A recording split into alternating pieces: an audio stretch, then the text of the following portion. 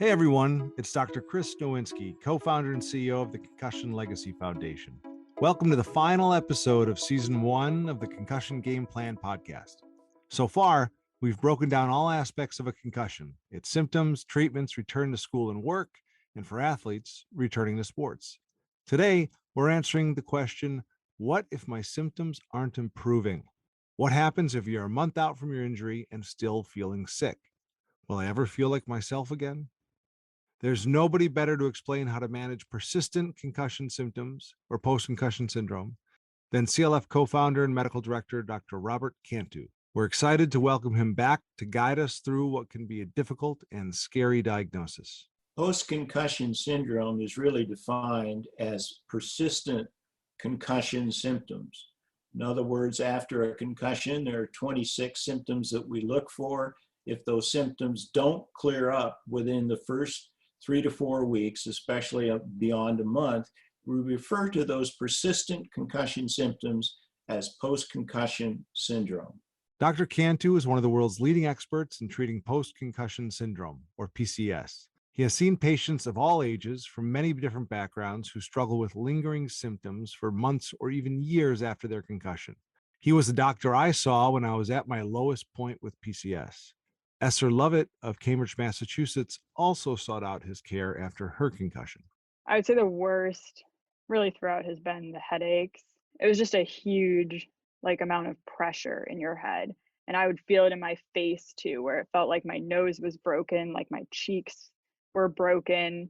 It was just such an intense, not only pressure in the head, but in the face too, my whole neck, just a very all-consuming headache, I guess, just unlike any headaches that I had experienced before. Esther, a former CLF intern, is now a senior at Georgetown University. She suffered 6 diagnosed concussions and many more she believes went undiagnosed during her middle and high school days playing soccer and hockey. She developed post-concussion syndrome after her first major concussion during a soccer game in 8th grade when the ball hit her in the back of the head. I think it definitely felt different than previous concussions or, previous hits I'd taken in soccer. I was immediately pretty dizzy, and I just remember being kind of confused, even about which side of the field we were playing and stuff like that. And I think going into it, I felt like I had been well educated about concussions. On my club soccer team, the coach had always talked about concussions. I had teammates who had had concussions. I had previously had a diagnosed concussion where I had symptoms for a few days and then felt completely back to normal. So, missed one game and came back. And to me, that seemed like the normal trajectory from what I had experienced and from what I had seen other teammates go through. So that was really my expectation going in. And so as the symptoms were a lot more severe than what I had experienced before, and I didn't feel myself getting better in a few days or even in a few weeks, I think that was very worrisome, just because the sort of 1 week turnaround time was really the only explanation that I had heard about concussion, that it was extremely temporary. If you don't notice your symptoms improving in the first month after your concussion, and especially if they're getting worse, it's important to find a provider who specializes in treating concussion patients, like Dr. Cantu, to evaluate you. The criteria that's used to diagnose somebody with post-concussion syndrome is, first of all, the post-concussion syndrome checklist. The listing of the cognitive symptoms, the somatic symptoms, the vestibular ocular symptoms, the sleep symptoms, and the emotional symptoms, ranking how many there are and what their severity is. In addition to that, a neurologic examination is undertaken, and a neurologic history is always done before that exam. In the history, we look for conditions that would predict that a concussion might last longer than expected and go into post-concussion syndrome. Conditions such as learning disabilities, including ADD, ADHD, or seizure disorders, or individuals with emotional problems such as depression or anxiety or panic attacks or migraine headaches. These are all conditions which, if you have them prior to your concussion, doesn't mean you're going to get post-concussion syndrome, but it means you are more prone to get it than you would otherwise. And then finally, the neurologic exam focuses heavily on cognitive difficulties with memory, especially new learning, and difficulties with balance and eye tracking, and difficulties as well that show up on the symptom checklist. I think early on, the dizziness was really bad, the confusion.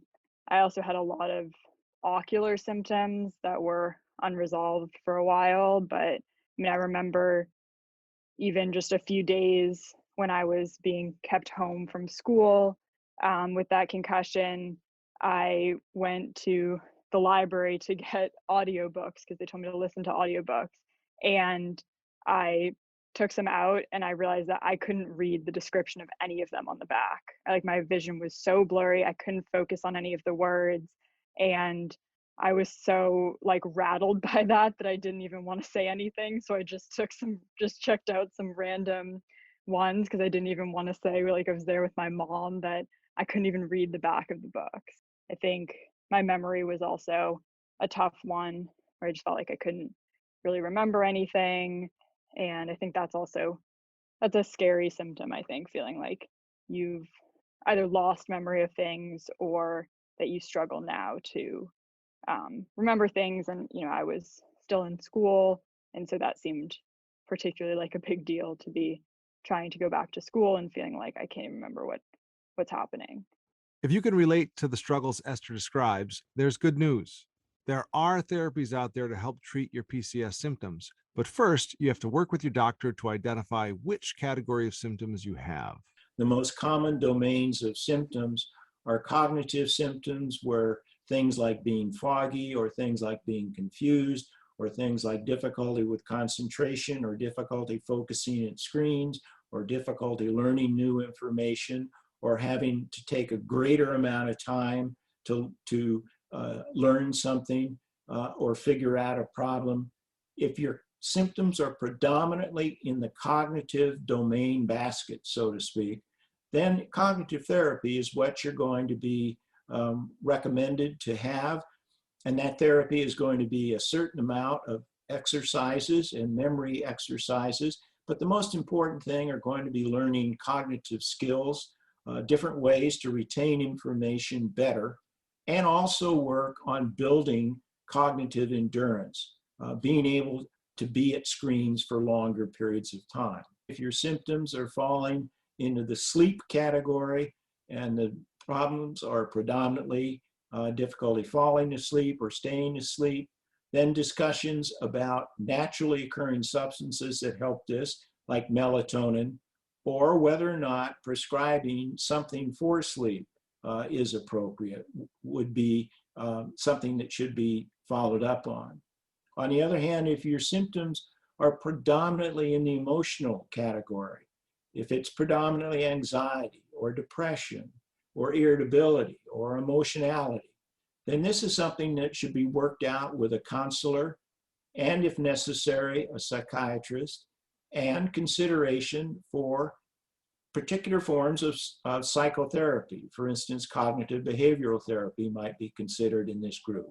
On the other hand, if your symptoms are predominantly in the vestibular ocular area, so that balance is an issue, dizziness is an issue, eye tracking produces blurred vision or lightheadedness or unsteadiness, then the referral and the therapy that would be appropriate would be vestibular therapy for the balance part and ocular therapy for the eye tracking abnormalities. I had never heard of vestibular therapy before and really didn't know that those sorts of symptoms were part of concussion. It helped me in a lot of ways, and I think that's still one of the treatments that helped me the most overall. When I went to see the physical therapist, she found that I had a pretty severe convergence insufficiency, so I was seeing double way too far away, and that was something that we were able to work on.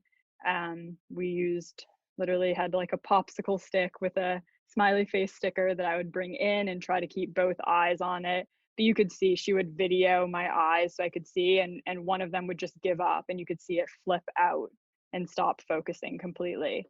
But that was something that we were able to work on. I worked on at home and were able to get that back, well in the range of normal again. Also helped with some of the dizziness symptoms as well, and with balance. Another big thing was like moving my neck at the same time that my eyes were moving and having them move differently from one another. Also focusing on one thing with like a busy background. So all of those really helped a lot with my symptoms and with sort of the dizziness and with balance as well. So I think that helped a lot, and just I could feel even with the convergence that it made my headaches better with, reading and focusing on a screen or slides in school. So that's always great with any treatment where you feel like, wow, I can feel this working and I can feel the difference when I'm at school or when I'm reading at home. I did a lot of work on my neck as well. I had some whiplash from the injury that I also didn't really think about. You're so focused on your head and your brain that you're not really thinking about your neck very much. But I know a lot of people experience symptoms that really originate from their neck too. So that was something I did in PT. I also got, I saw a sports masseuse to work on my neck. I did acupuncture for that, which helped a lot. I saw a chiropractor to help with my neck as well. And I think sort of sorting out my neck, I definitely felt a difference in my symptoms as well. It can be difficult juggling different therapy appointments with school and work, especially when you're symptomatic. But don't give up. When you finally find the right treatment for you, it can make a world of difference. And it felt like, well, I already feel like I need, more time to do schoolwork because I have headaches sometimes and, need to take a rest after school. And so sometimes it felt like, is this all really worth it? And like, if I'm not feeling immediate relief from going to something, like, is it worth it to keep going? And there were certainly therapies that I tried that didn't work for me, and that, I did end up not continuing to go, or even meeting with certain doctors that you just didn't vibe with or that you didn't see being helpful to you. It can definitely be frustrating, and you'll have some disappointing experiences, but I think you'll definitely find things that work. And it unfortunately is some trial and error because different things work for different people. But I think those can be really helpful in isolating sometimes where the symptoms are coming from. The therapies that would be directed toward the domains of symptoms sometimes don't immediately have beneficial effect and take some time.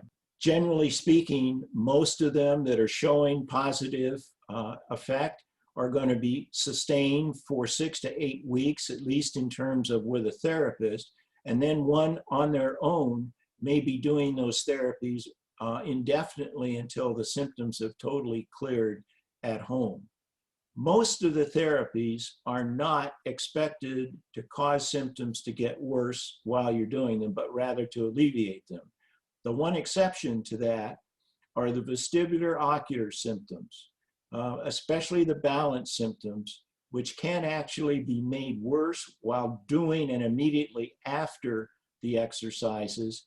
And it's trying to desensitize the brain to those symptoms. I really think that you can find something that works for you, and it may not be the first thing that you try or the second or the third.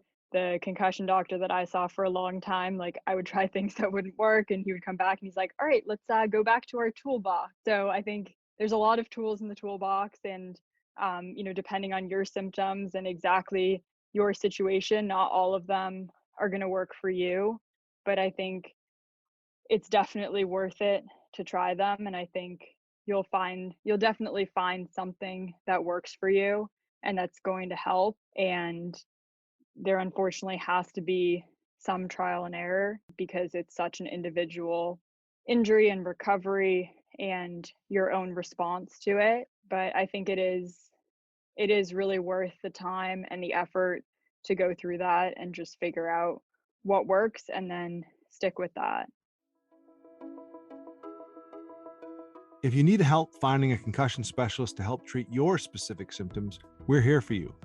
Reach out to our helpline at any time at concussionfoundation.org/helpline for resources, support, and local treatment options. One of the hardest parts of PCS recovery can be the ups and downs. You might have a few good weeks followed by a few bad days. It can be very defeating. It can start to feel like it's your fault or everything is in your head. But know that what you're experiencing is normal. The setbacks are hard, and I think there's still times where I feel like, where you have more symptoms and that's still frustrating. But I think just taking time to reflect too on how far you've come and what this looks like over several weeks or months or years, wherever you are in your recovery, can be really helpful for that perspective, and just to feel like you are seeing progress overall, even on those days where, maybe there's a little bit of a dip or a plateau. For anybody that's been told that PCS is not a real condition, I would argue and tell them that they've just not heard correct advice. The reality is, when you hurt your knee, the pain may last for a very long period of time. The brain is incredibly more complex than your knee, comprising billions of nerve cells with trillions of connections. So it's not a surprise that in some instances you have symptoms that last for a very long period of time. I think I definitely felt like a different person. I think the fatigue, I felt that as well. Like, I had always been very active and played sports, and just to be so profoundly tired and just feeling like no matter how much you slept, you were still exhausted. And that did start to get better. I think that was the worst in, the pretty acute phases, but that was very unlike me. And I think that was one of the things certainly that my parents noticed in thinking, maybe this is more serious than we initially thought. And just feeling really cognitively drained. Like, I was listening to audiobooks, but even just listening to something felt very effortful, or playing solitaire felt like a huge effort to do. I think for a parent or a caring caregiver, it's a particularly difficult situation to be taking care of somebody with persistent PCS. I think what's most important is to understand that it's a real condition. This is not somebody that's not wanting to get better as soon as they can.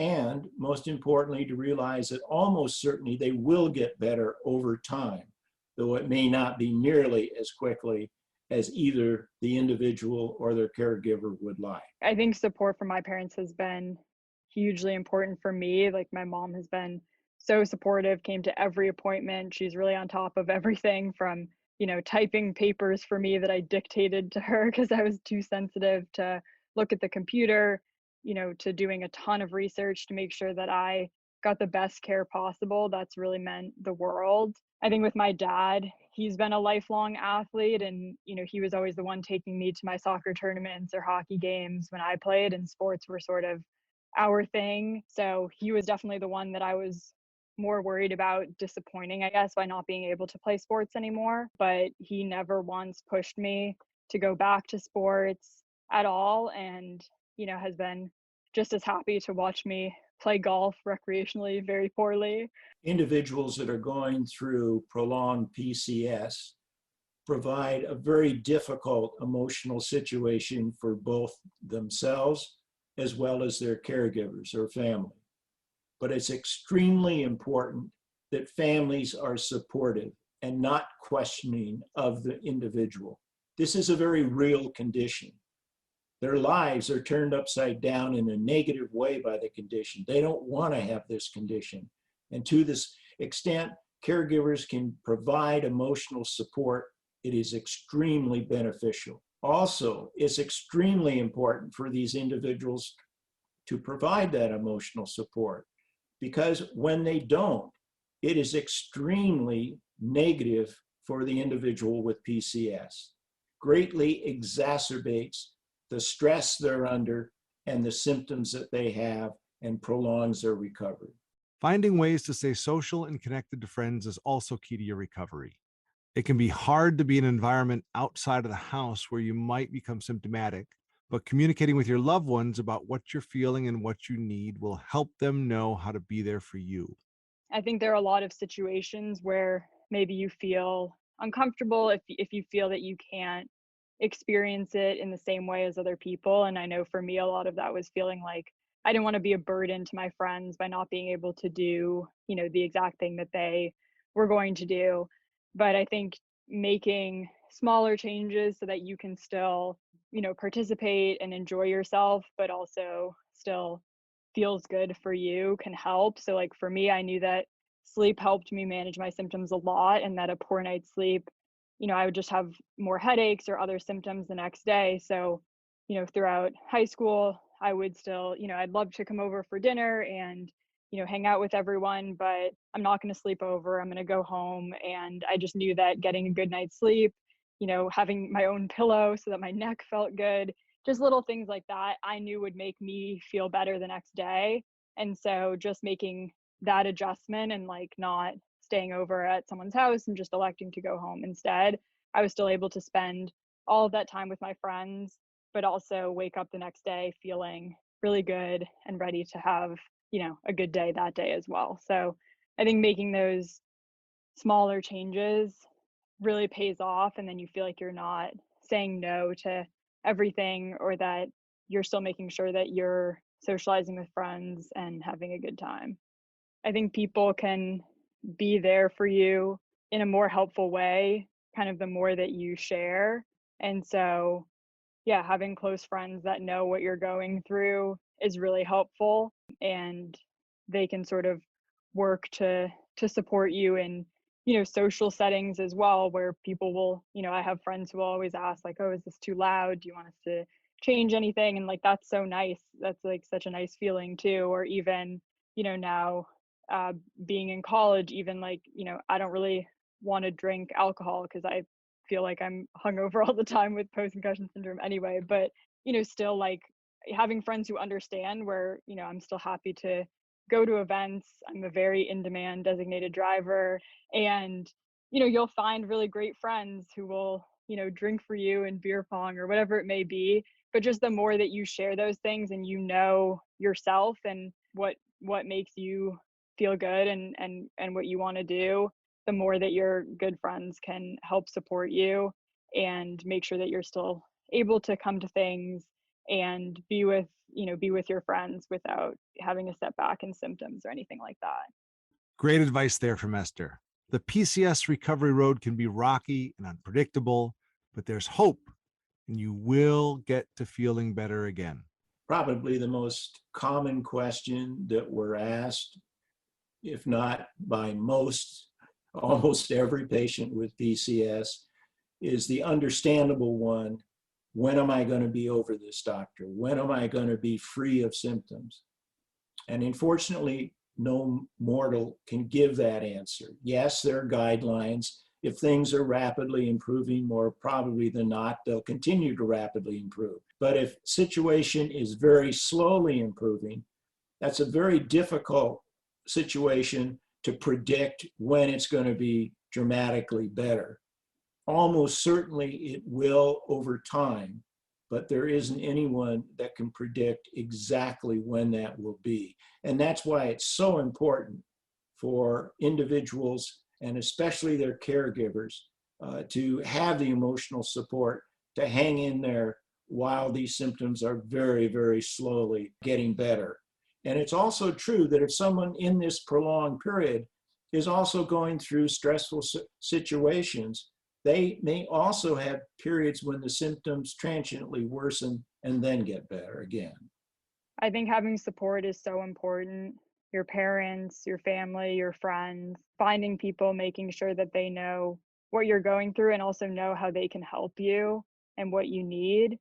I think also getting back in the game, even if it has to be a new game. I gave up sports, and just finding something else to put my energy into was really important. So whether that be, if that's temporary for you as you're waiting to recover and ultimately get back to your sport, or whether this is a more permanent change for you, I think just finding something to get excited about and get invested in is really important, and I think really helps your recovery, just to have something like that outside of sports or a different sport to, yeah, just have some focus on and really enjoy.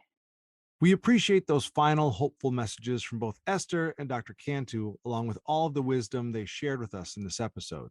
If you want to learn more about Esther's recovery journey, you can read her blog on our website at concussionfoundation.org/Esther. You can also search for her TEDx talk on YouTube. We thank Esther for being a peer support volunteer and for her being a voice for those with PCS for so many years. You can also find more insight and advice from Dr. Cantu on our website and our webinars on our Concussion Legacy Foundation YouTube channel. If you're interested in seeing Dr. Cantu as a patient, you can contact the Cantu Concussion Center at Emerson Hospital in Concord, Massachusetts. That does it for season 1 of Concussion Game Plan. We are so glad you found us, and we hope you learned a few things along the way. We hope this podcast provided you with a better understanding of concussion and how to manage it. This podcast is part of our larger mission at CLF to support patients and families affected by concussion and PCS. To check out our other resources for patients and families and to stay connected, visit us at concussionfoundation.org and follow us on social media. Until then, I'm Dr. Chris Nowinski. Keep fighting, and thank you for listening.